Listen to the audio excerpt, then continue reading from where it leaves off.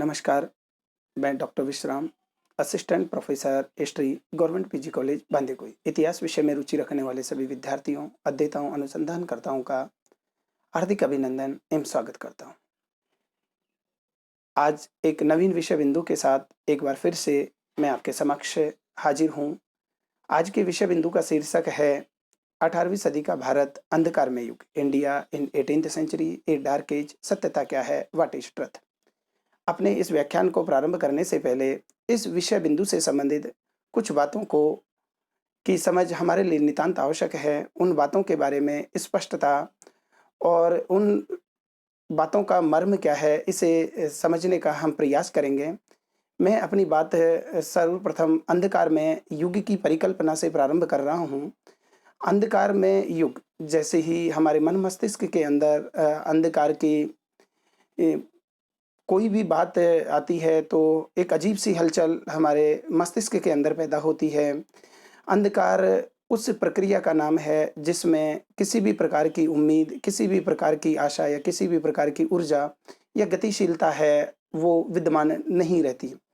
और जब हम बात मनुष्य के विकास क्रम के संदर्भ में करें, मनुष्य के विकास क्रम के संदर्भ में जब हम अंधेरे की बात करते हैं, तो अंधेरा एक प्रकार से प्रगतिहीनता का द्योतक है। उसमें मनुष्य के जीवन की सारी संभावनाएँ एक प्रकार से धूमिल होती हुई नज़र आती हैं। मनुष्य के जीवन में किसी भी प्रकार की उम्मीद, किसी भी प्रकार की आकांक्षा या ऊर्जा या गतिशीलता, वो एक तरह से अवरुद्ध हो जाती है, मंद पड़ जाती है, उसमें रुकावट पैदा होती है। अंधकार में युग की परिकल्पना का जो विकास है, उसे हमें समझने की आवश्यकता है। अंधकार में युग की परिकल्पना किन लोगों ने दी, इसका विकास कहाँ पर हुआ और भारतीय परिदृश्य में, विशेषकर 18वीं सदी के भारत को ही अंधकार में युग के रूप में क्यों चित्रित किया गया? क्या इससे पहले की किसी शताब्दी में के भारतीय इतिहास लेखन को क्यों अंधकार में युग नहीं कहा गया? और विशेषकर 18वीं सदी को ही अंधकार में युग कहने के पीछे किन लोगों का हाथ था? और किस निहित स्वार्थों से, किस विशेष प्रकार की दृष्टि से या वैचारिक परिकल्पना से परिचालित होकर के कुछ खास वर्ग के लोगों ने या इतिहास लेखन की एक विशेष धारा के लोगों ने क्यों 18वीं सदी को ही अंधकार में युग कहा? इन्हीं बातों की हम गहन पड़ताल करने का प्रयास इस अपने संपूर्ण व्याख्यान में करेंगे। तो हम सबसे पहले अपनी जो बात है वो प्रारंभ कर रहे हैं, सिर्फ अंधकार युग की परिकल्पना का सबसे पहले विकास कहाँ हुआ? क्योंकि जब तक हम अंधकार युग की परिकल्पना को नहीं समझेंगे, तब तक हमारी बात है इस विषय बिंदु के साथ है वो अधूरी रहेगी। हम इस विषय बिंदु की विषय वस्तु के साथ है वो न्याय नहीं कर पाएँगे। अंधकार युग इतिहास लेखन की यूरोपीय शब्दावली से निकला हुआ एक शब्द है।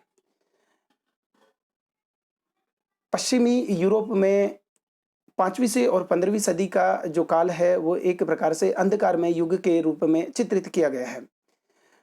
वास्तव में यूरोपीय और यूनान की उत्कृष्ट सभ्यता का 5वीं सदी में पतन हो गया और उसके बाद में जो 5वीं से और 15वीं सदी के बीच का अंतराल था, जिसमें तथाकथित यूरोपीय इतिहासकारों ने अपनी लेखनी के माध्यम से ये सिद्ध करने का प्रयास किया कि इस 5वीं से और 15वीं सदी का कालखंड, इसमें हर प्रकार की राजनीतिक व्यवस्था, अराजकता, सामाजिक, सांस्कृतिक, आर्थिक और बौद्धिक मूल्यों का अवक्रमण हुआ, पतन हुआ।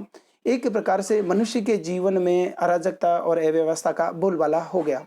तो इन यूरोपीय इतिहासकारों ने विशेषकर पश्चिमी यूरोप के संदर्भ में 5वीं से 15वीं शताब्दी के युग को उन्होंने अंधकार में युग के रूप में चित्रित किया, व्याख्यायित किया, उल्लेखित किया है। ये वो काल था जब विज्ञान, संस्कृति और स्वतंत्रता का एक प्रकार से पूरी तरह से पतन हो गया था। ये पूरी तरह सत्य नहीं है, ये सिर्फ़ यूरोपीय इतिहासकारों की या यूरोपीय इतिहास दर्शन की एक विशेष शब्दावली है, जो समय-समय पर विभिन्न देशों के इतिहास लेखन में भी उपयोग में की जाती रही है। या विभिन्न देशों का जब भी इतिहास लेखन किया गया, तो इस खास विचारधारा को समर्थन देने वाले इतिहासकारों ने, जिन्होंने यूरोप में 5वीं से 15वीं शताब्दी के कालखंड को अंधकार में युग कहा, इस विचारधारा के इतिहासकारों ने विभिन्न देशों के इतिहास लेखन में एक विशेष युग को या एक विशेष शताब्दी को कहीं न कहीं अंधकार में युग के रूप में चित्रित करने का प्रयास किया। लेकिन ऐसा करने के पीछे उनका एक विशेष प्रकार का एक उद्देश्य था, एक मंतव्य था, एक दृष्टिकोण था। उसी मंतव्य और दृष्टिकोण और उद्देश्य को समझने की हमें आवश्यकता है। जैसा कि आप जानते हैं कि भारत पर एक लंबे समय तक ब्रिटिश हुकूमत का शासन था। भारत एक लंबे समय तक ब्रिटेन का उपनिवेश रहा था। तो ब्रिटिश साम्राज्यवादी विचारधारा को भारतीय मन मस्तिष्क के अंदर विकसित करने के लिए, भारतीय जनमानस में ब्रिटिश साम्राज्य को वैधता और प्रमाणित करने के लिए इतिहास लेखन का एक विशेष वर्ग, जिसे हम कहते हैं कैम्ब्रिज स्कूल की विचारधारा। ये कैम्ब्रिज स्कूल की विचारधारा दरअसल ब्रिटेन के में कैम्ब्रिज विश्वविद्यालय में इतिहास लेखन की एक विशेष विचारधारा का नाम था, जो एक इतिहासकारों के एक विशेष समूह के द्वारा विकसित की गई। चूंकि ये कैम्ब्रिज स्कूल कैम्ब्रिज यूनिवर्सिटी के अंदर इतिहास लेखन की ये विचारधारा विकसित हुई थी, और उन इतिहासकारों का जो अहम उद्देश्य था वो ये था कि ब्रिटेन के साम्राज्यवादी दावों को दुनिया के हर हिस्से में वैधता प्रमाणित करना और ये साबित करना जिन लोगों पर वो शासन कर रहे हैं। मैं बात करूं अगर भारत के संदर्भ में, चूंकि भारत में अंग्रेजों का राजनीतिक हस्तक्षेप है वो कहीं ना कहीं 1757 ईस्वी में प्लासी की लड़ाई से प्रारंभ हो जाता है, और 1947 तक उन्होंने भारतीय उपमहाद्वीप को अपनी राजनीतिक दास्ता के अंतर्गत रखा, और भारत एक लंबे समय तक अंग्रेजों का उपनिवेश रहा। लेकिन अंग्रेजों ने भारतीय जनमानस में अपने दावे को एक ईश्वरीय वरदान के रूप में साबित करने के लिए यह समय की आवश्यकता थी या समय की मांग थी। इस प्रकार की विचारधारा को भारतीय जनमानस में बिठाने के लिए भारतीयों का इतिहास लेखन एक विशेष दृष्टिकोण से किया, और उन्होंने विशेष दृष्टिकोण के तहत एक अंधकार में युग की परिकल्पना है वो भारतीयों के सामने प्रस्तुत की। चूंकि 18वीं सदी का समय वो समय था जब अंग्रेजों का भारतीय राजनीति में हस्तक्षेप हुआ। भारतीय जनमानस के द्वारा उनका प्रारंभिक तौर पर विरोध किया गया, लेकिन बाद में जब साम्राज्यवादी इतिहासकारों ने, जिन्हें मैं कैम्ब्रिज स्कूल के इतिहासकार कह रहा हूँ, उन इतिहासकारों ने भारतीय इतिहास का लेखन इस दृष्टिकोण से किया और इस उद्देश्य से और इस नीति स्वार्थ से परिचालित होकर के किया कि भारतीय जनमानस को ये लगे कि अंग्रेजों का भारत पर शासन करना समय की आवश्यकता थी। ये एक तरह से ईश्वर का फरमान था, ये ईश्वर का आदेश था कि भारत को, जो कि एक तरह से गतिहीन हो गया है, जिसके विकास में अवरोध पैदा हो गया है, और 18वीं शताब्दी ने भारत में सामाजिक, आर्थिक, सांस्कृतिक, राजनीतिक मूल्यों के पतन के लिए जो स्थिति पैदा की है, उस स्थिति के तारणहार के रूप में ब्रिटिश हुकूमत की ओर देखा जाना चाहिए। और ब्रिटेन का शासन भारत में भारतीयों को सभ्य बनाने के लिए स्थापित किया गया है। तो इसी प्रकार के दृष्टिकोण को लेकर के भारत में 18वीं शताब्दी को अंधकार में युग कहा गया, और उन्होंने जो कैम्ब्रिज स्कूल के इतिहासकार थे और उसका समर्थन करने वाले भारतीय इतिहासकारों ने ब्रिटिश शासन को एक वरदान के रूप में लिया, और भारत में ब्रिटिश शासन को एक ईश्वरीय देन, एक दैवीय उपहार के रूप में प्रस्तुत किया। लेकिन अब हम अपने मूल बिंदु पर आते हैं, जो कि आज की विषय बिंदु है कि 18वीं सदी को अगर हम अंधकार युग कह रहे हैं, जैसा कि कैम्ब्रिज स्कूल के इतिहासकार कह रहे हैं, और हमारी पाठ्य पुस्तकों में काफ़ी हद तक इस तथ्य को और इस तर्क को शामिल किया गया है, और कुछ भारतीय इतिहासकार हैं जो भी कैम्ब्रिज स्कूल के इतिहासकारों का कहीं ना कहीं समर्थन और उन्हें अपनी स्वीकृति प्रदान करते हुए प्रतीत होते हैं। उन्होंने जब 18वीं सदी को अंधकार में युग कहा तो उसके पीछे कुछ तथाकथित आधार है, उनका निर्माण किया, और उसी के आधार पर उन्होंने अपनी बात के पक्ष में तर्क प्रस्तुत किए। इन्हीं तर्कों और आधारों को हम कैम्ब्रिज स्कूल के इतिहासकारों, भारतीय समर्थक इतिहासकारों और एक वैज्ञानिक दृष्टि के माध्यम से विश्लेषण करने का प्रयास करेंगे। तो हम बात करते हैं कि वो तथाकथित आधार बिंदु कौन से हैं जिसके आधार पर 18वीं सदी को भारत में अंधकार में युग की सदी के रूप में चित्रित किया गया है। तो इसमें हम प्रथम आधार के रूप में ले सकते हैं मुगल साम्राज्य का पतन। कैम्ब्रिज स्कूल के इतिहासकारों ने कहा है कि भारत में एक लंबे समय तक एक केंद्रीकृत मुगल साम्राज्य का शासन रहा, लेकिन 1707 ईस्वी में अंतिम महान मुगल बादशाह औरंगजेब की मृत्यु के पश्चात में एक तरह से राजनीतिक व्यवस्था और अराजकता का बोलबाला हो गया और भारतीयों में एक प्रकार से सामाजिक, सांस्कृतिक और आर्थिक जो गिरावट है उसके संकेत मिलने लगे और भारतीय जनमानस में एक प्रकार के अवक्रमण है उसके संकेत दिखाई देने लगे। कहीं न कहीं भारतीय राजनीतिक परिदृश्य या सामाजिक परिदृश्य हो या आर्थिक परिदृश्य हो या सांस्कृतिक परिदृश्य है, वो पतन और गिरावट का शिकार हुआ, उसमें अराजकता और अव्यवस्था का बोलबाला हुआ। इन्होंने इसी आधार पे कहा है क्योंकि केंद्रीकृत साम्राज्य का पतन हो गया और कहीं न कहीं क्षेत्रीय शक्तियों ने अपनी शक्तियाँ स्थापित की और उन्होंने विकेंद्रीकरण को बढ़ावा दिया। इन इतिहासकारों ने कहा है कि विकेंद्रीकरण की प्रवृत्ति ने कहीं न कहीं अराजकता और अव्यवस्था को बढ़ावा दिया। उन्होंने व्यापार वाणिज्य की जो ऊर्जा थी, जो प्रगतिशीलता थी, उसको अवरुद्ध करने का कार्य किया और इससे संस्कृति और सामाजिक व्यवस्था है उसका पतन हुआ। तो इन 5 आधारों के आधार पर जो 5 ये बिंदु है जिनके आधार पर कैम्ब्रिज स्कूल के इतिहासकारों ने और उनके समर्थक भारतीय इतिहासकारों ने 18वीं सदी को अंधकारमय युग के रूप में चित्रित किया है। ये 5 आधार हैं: मुगल साम्राज्य का पतन, राजनीतिक अव्यवस्था और अराजकता का बोलबाला, विकेंद्रीकरण को बढ़ावा, संस्कृति और सामाजिक व्यवस्था का पतन और 5वां आधार दिया आर्थिक पतन। लेकिन अगर हम इन तथ्यों की व्यापक और सूक्ष्म विश्लेषण करें तो ये कैम्ब्रिज स्कूल के इतिहासकारों की विचारधारा को सही साबित कर सकते हैं, लेकिन वैज्ञानिक और तार्किक आधार पर इनके समर्थन में कोई भी बात पुष्ट नहीं होती या सही प्रमाणित नहीं होती। तो हम इन्हीं एक-एक आधारों की वैज्ञानिक और तार्किक परीक्षण करने का प्रयास करेंगे और ये देखने का प्रयास करेंगे कि क्या भारत में 18वीं सदी वास्तव में अंधकार में युग की सदी कही जा सकती है और यदि अंधकार में युग की सदी नहीं कही जा सकती तो हमारी दृष्टि इस काल के संदर्भ में क्या होनी चाहिए। अब हम तथ्यों के परीक्षण की बात करते हैं। सबसे पहले बात करते हैं हम कि हम राजनीतिक क्षेत्र में जिस अव्यवस्था, अराजकता और विकेंद्रीकरण की बात कही गई है, एक महान मुगल साम्राज्य के पतन की बात कही गई है कि जिसके आधार पर ये कहा गया है कि भारत में एक तरह से अंधकार छा गया था, चारों तरफ कोई रोशनी, कोई उम्मीद नज़र नहीं आ रही थी कि भारतीय लोगों पर शासन किस प्रकार से किया जाए, शासित लोग अपना संरक्षण कहाँ देखें या शासित लोग जो है वो उनकी अगर कोई किसी भी प्रकार की उनको समस्या होती है तो उस समस्या के निदान के लिए क्या विकल्प, क्या उपाय प्रस्तुत किया जाए। तो राजनीतिक क्षेत्र में इस काल की वस्तु स्थिति का विश्लेषण अगर हम करें तो हमें कुछ बातें हैं वो स्पष्ट रूप से नज़र आती हैं और उनका तार्किक परीक्षण है के आधार पर भी वही यथार्थ साबित होती है।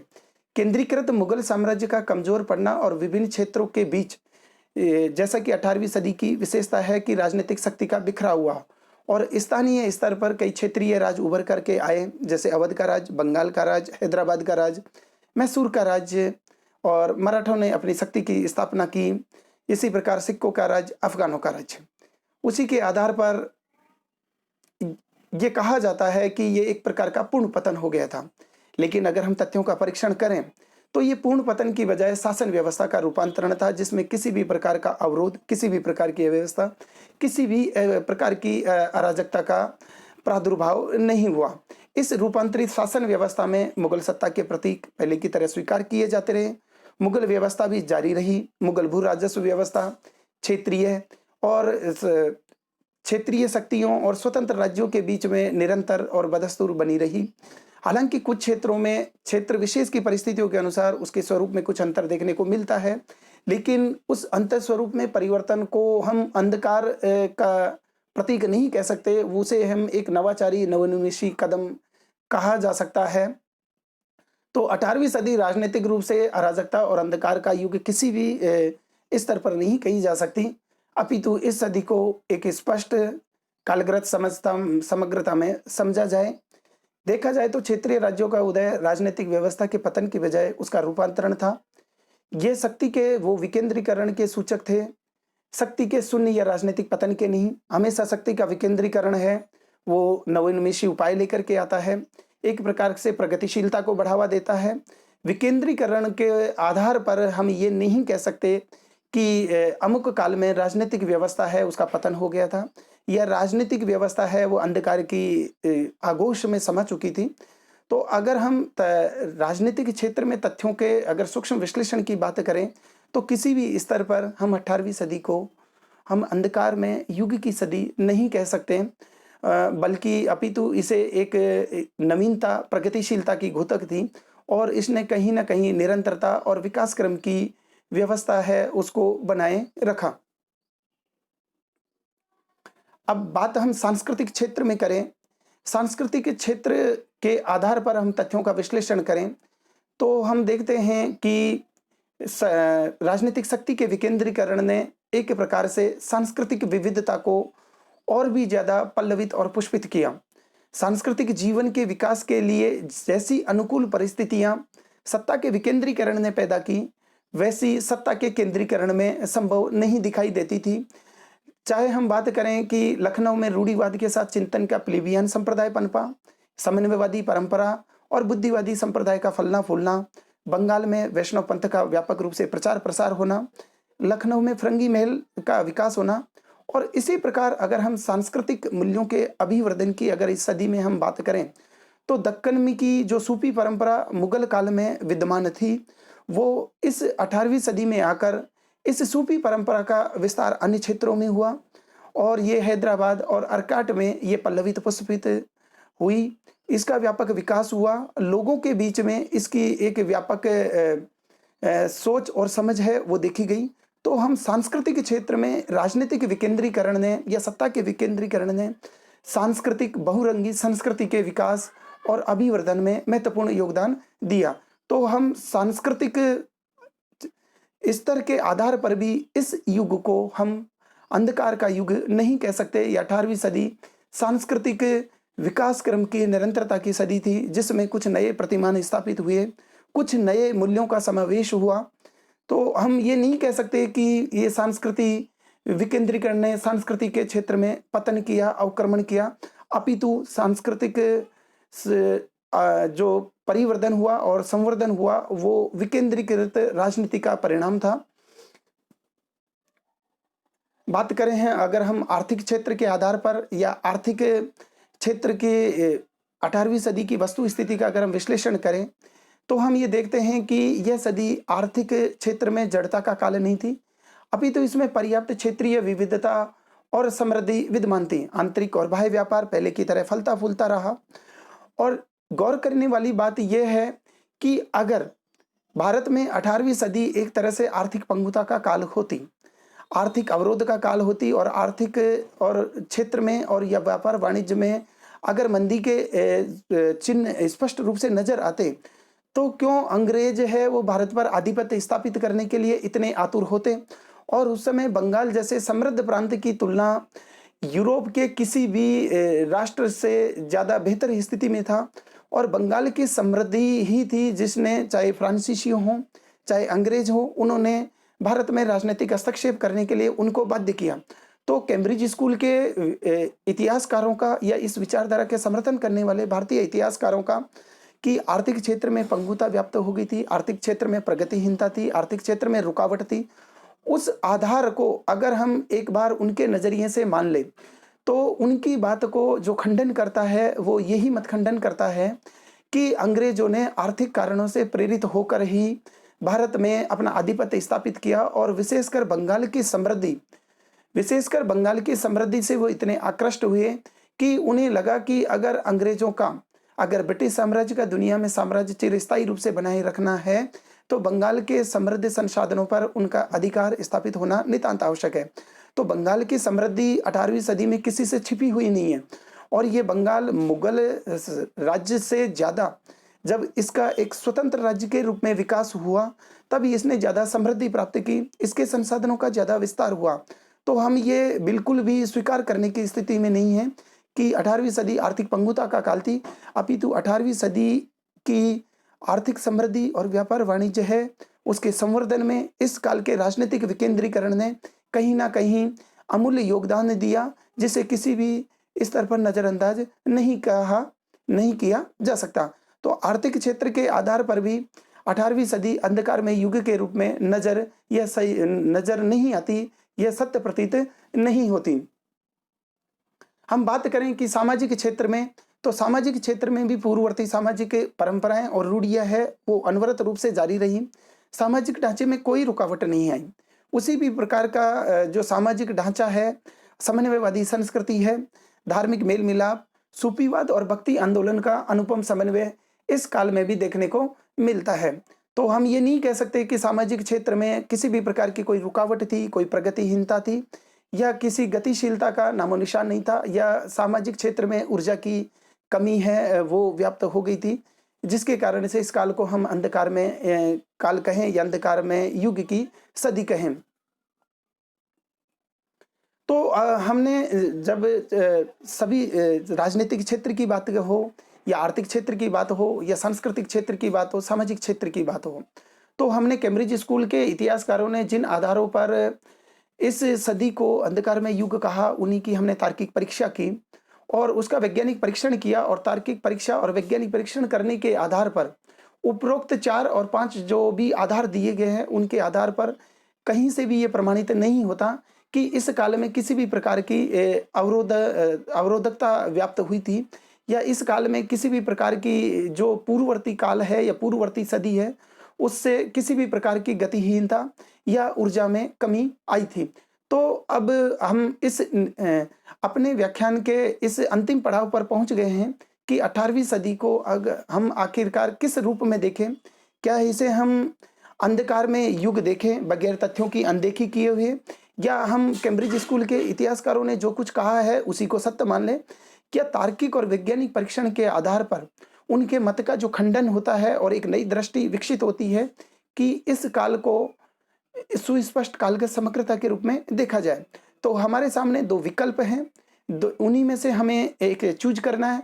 एक विकल्प है अंधकार में युग मानने का, जो किसी भी प्रकार से तार्किक नहीं है, किसी भी प्रकार से सत्यता पर आधारित नहीं है, सिर्फ एक खास उद्देश्य, एक खास विचारधारा से प्रेरित होकर के लोगों ने इस प्रकार की विचारधारा को भारतीय इतिहास लेखन में स्थान दिया। इस विचारधारा को हम स्वीकार करने की स्थिति में नहीं हैं। एक दूसरी विचारधारा है जो वैज्ञानिक और तार्किक परीक्षण पर आधारित है, जिसकी हमने अभी व्यापक विवेचना की है। वो है सुस्पष्ट कालगत समग्रता के रूप में समझा जाना चाहिए इस सदी को। अब हमारा इस सदी के बारे में निर्णय क्या होना चाहिए, या हम इस सदी को अगर हम सार्वजनिक जीवन में अगर हमें किसी के सामने इसे एक प्रकटीकरण करने की आवश्यकता हो, तो हम इस सदी को किस रूप में लोगों के सामने रखेंगे, या हमारी समझ इस सदी के रूप में किस प्रकार से होगी? तो हम कह सकते हैं कि हमारा निर्णय कुछ इस प्रकार से हो सकता है कि भारतीय इतिहास में 18वीं सदी कोई अंधकार का युग नहीं है और न ही कुल मिलाकर पतन का युग है। एक अखिल भारतीय साम्राज्य के पतन के बाद क्षेत्रीय शक्तियों का उदय हुआ। उन्होंने सामाजिक, आर्थिक, राजनीतिक और सांस्कृतिक प्रतिमानों की प्रक्रिया को न केवल जारी रखा, अपितु अपने क्षेत्र विशेष की परिस्थितियों के अनुसार उनको पल्लवित और पुष्पित किया। 18वीं सदी को भारतीय इतिहास के संदर्भ में एक स्पष्ट कालगत समग्रता में समझा जाना चाहिए। साथ ही इतिहास लेखन की कैम्ब्रिज विचारधारा के वास्तविक मर्म को समझने की आवश्यकता है। हमें कैम्ब्रिज विचारधारा के या यूरोपीय इतिहास लेखन में जो अंधकार में युग के साधारणीकरण के प्रयास अन्य देशों के इतिहास लेखन में किया गया है, उसे किनारा करने की आवश्यकता है। इतिहास की पाठ्य पुस्तकों में कुछ भी कहा गया हो, इतिहास की पाठ्य पुस्तकों में कुछ भी लिखा गया हो, लेकिन चूंकि हमें हमारा मस्तिष्क है, हमारा विवेक है, अगर हम विवेक से जागृत हैं, हमारा मस्तिष्क तर्कों के प्रति सजग है और तार्किक है, तो हम किसी भी कही-कहाई बातों को इस आधार पर नहीं मान सकते कि किसी एक विख्यात विचारधारा के इतिहासकारों ने ऐसा कहा है या एक विख्यात हिस्टोरियन ने इस बात को इस तरह से कहा गया है, तो हम भी चीज़ों को उसी रूप में देखें, उसी आईने से, उसी चश्मे से देखने का प्रयास करें। हमारा अपना एक नज़रिया है, क्योंकि सत्य तभी तक सत्य होता है जब तर्क के आधार पर उसकी पुष्टि हो। अगर तर्क किसी सत्य की पुष्टि नहीं करते, तो उस तर्क को, उस सत्य को मानने का हमारे पास कोई भी वैज्ञानिक आधार नहीं है। तो मेरा कहने का तात्पर्य ये है कि इतिहास की पाठ्य पुस्तकों में काफ़ी कुछ अलग-अलग उद्देश्यों से, अलग-अलग मंतव्यों से और अलग-अलग दृष्टिकोण से लिखा गया है। दृष्टि आपकी है, आपको तर्कों की वैज्ञानिक परीक्षा करनी है, तार्किक परीक्षण करना है। उस युग विशेष में इतिहास लेखन करने वाले व्यक्तियों के नज़रिए और दृष्टिकोण को समझने की आवश्यकता है और उसी के आधार पर आपको आपको भारतीय इतिहास है, उसके प्रति एक विशेष समझ, एक विशेष दृष्टि विकसित करनी होगी। आपको तथ्यों के आधार पर ही किसी चीज़ को स्वीकार और अस्वीकार करने की स्थिति में होने देना चाहिए। जैसा कि मैंने अपने पूर्ववर्ती व्याख्यान में कहा है कि तथ्यों को बोलने का अवसर दिया जाना चाहिए। उसमें व्यक्तिनिष्ठा या आत्मनिष्ठा का समावेश नहीं किया जाना चाहिए। तो हमारा जो अंतिम निष्कर्ष है इस 18वीं सदी के बारे में कि 18वीं सदी को हम किसी भी स्तर पर अंधकारमय युग की सदी नहीं कह सकते, अपितु इसे एक कालगत समग्रता के रूप में समझा जाना चाहिए। कैम्ब्रिज स्कूल के इतिहासकारों ने अपने साम्राज्यवादी उद्देश्यों को भारतीय जनमानस पर थोपने के लिए और अपने उपनिवेशी शासन को भारतीय परिदृश्य में सही साबित करने के लिए, वैधता प्रमाणित करने के लिए अंधकारमय युग जैसी परिकल्पना का विकास किया। और विशेषकर 18वीं सदी में, क्योंकि 18वीं सदी ही वो सदी थी जिसमें अंग्रेजों को भारतीय राजनीति में हस्तक्षेप करने का मौका मिला और 1757 की प्लासी की लड़ाई से उनका जो सिलसिला प्रारंभ हुआ, 1947 तक भारत को राजनीतिक अधीनता में उन्होंने बनाए रखा। तो हमें इसी मर्म को समझने की आवश्यकता है और उसी रूप में इस सदी के जो अंधकारमय युग की जो परिकल्पना विकसित की गई है, उसको स्पष्टता और तार्किक विवेचन के रूप में देखने की आवश्यकता है। तो मैं अंतिम तौर पर यही कहूँगा कि 18वीं सदी को किसी भी तर्क के आधार पर या वैज्ञानिक परीक्षण के आधार पर हम उसे अंधकारमय युग नहीं कह सकते, अपितु इसे एक कालगत समग्रता में समझा जाना चाहिए। धन्यवाद।